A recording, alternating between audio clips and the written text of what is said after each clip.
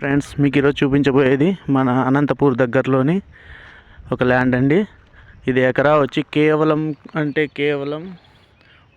1,25,000 అండి.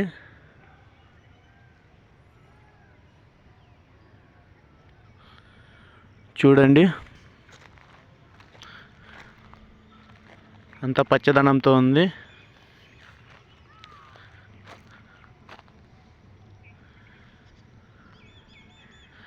ఎవరైనా ఇంట్రెస్ట్ ఉంటే కాల్ చేయండి, మెసేజ్ చేయండి. మీరు దీన్ని ఒక ఫామ్ హౌస్ లాగా కూడా వాడుకోవచ్చు.